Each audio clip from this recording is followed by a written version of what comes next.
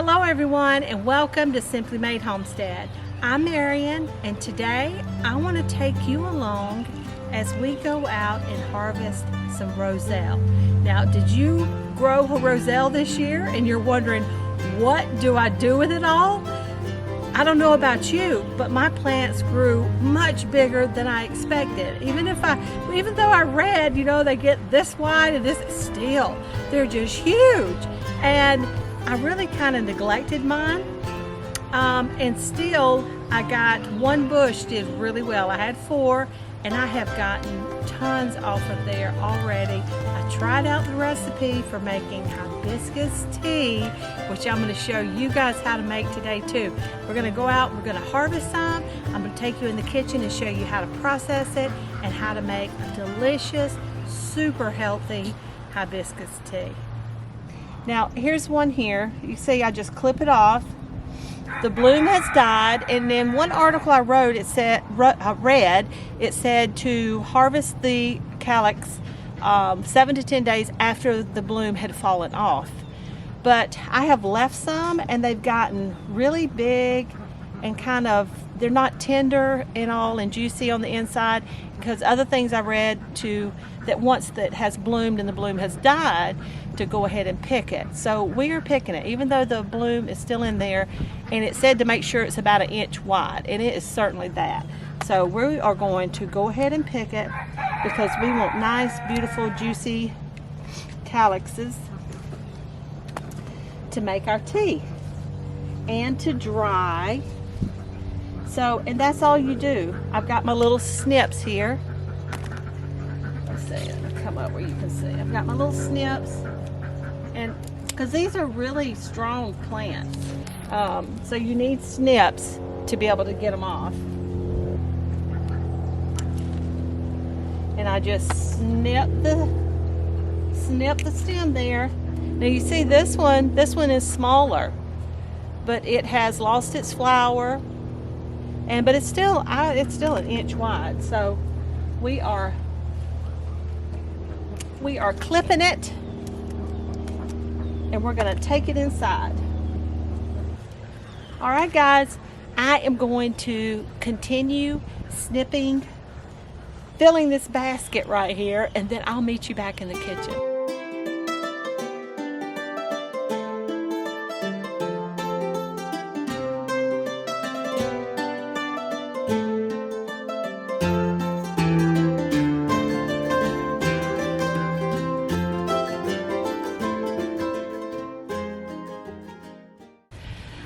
Well, my little basket filled up, so I had to go back in and get this, but I'm not sure, this basket isn't too much better, but maybe it'll work. Maybe we can finish filling it up.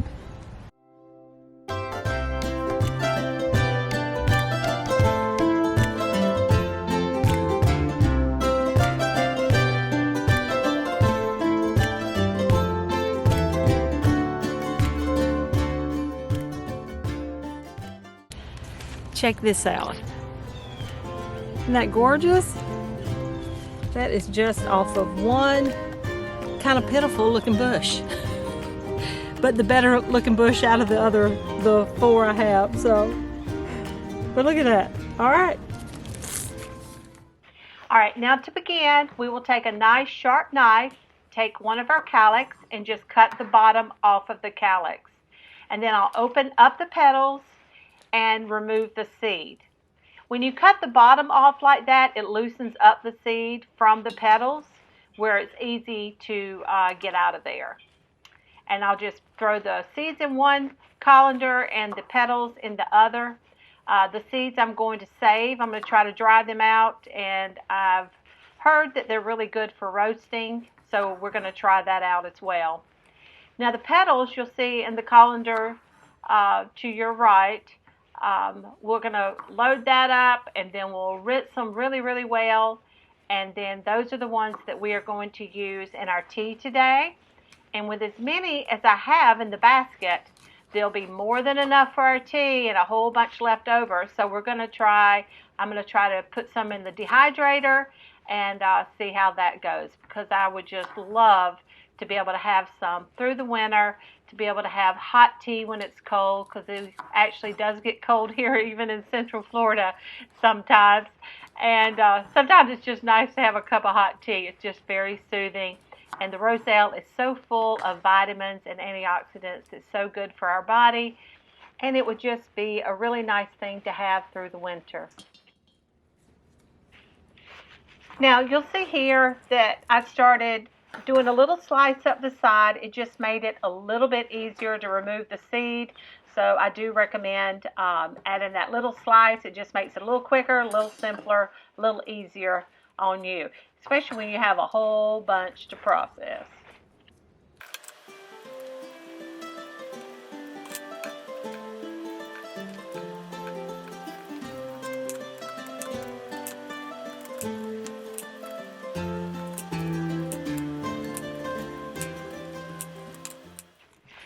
Once you have a nice little bit in your colander that you can work with, just bring them over into the sink and rinse them really, really well. There were a lot of ants running around my plant. There's like the dead blooms and things like that. So you want to really get them nice and clean because we're going to use these fresh. These aren't all of the calyxes that I had picked. They're just some of them that I went ahead and I'm rinsing and getting ready so that we can make tea with. Now, once I finish these and I process the rest of them, I did just fill my sink with water and put them all in there and really rinse them like you would kale or collards or things like that, just to be sure and get all the bugs and all the ookies out of there. And it was a lot easier that way to really rinse them and get them cleaned as well. All right, so you'll take your nice sized pot and fill it with 8 cups of water.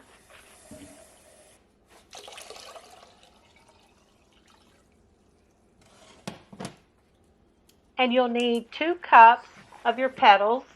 And I did break those up, as you can see there. I didn't leave them whole because I really wanted to get my full 2 cups and whole. They could just like little round things where it just takes, there's a lot of air. So I broke them up a bit, and so I get a nice 2 cups of petals for my tea. And then you just turn your stove on and bring it to a boil. Now, once it has come to a boil, you just stir it around a little bit, turn the stove off, you'll cover it and pull it off to the side. And you'll set your timer for 15 minutes. Now, once your 15 minutes has passed, you'll bring your tea over to the counter or wherever you're set up, and you'll have your pitcher, and then I have a little funnel that I use for canning and a strainer because we want to strain our tea. Now you see I've made a big old mess right there, but most of it got in the pitcher. If you have more patience than I do, you could ladle your tea over into your pitcher, but I was not filled with patience apparently at this moment, so we just kind of went for it. Made a mess, but we have our tea. All right, I've cleaned up my mess, so now we need to add the rest of the ingredients to the tea. Okay, so we're going to add 1/4 cup of honey. Of course, we have the Florida local honey, raw honey, that is absolutely yummy. The orange blossom is my favorite. And then we're going to add the juice of a half a lemon. Get all that yummy goodness out of there. Sorry, my hand's right in the way. But my other hand is catching the seeds, so we won't have any seeds floating around in our yummy, yummy hibiscus tea. All right, then you just stir that all around, get it nice and mixed up, and then you just let it cool.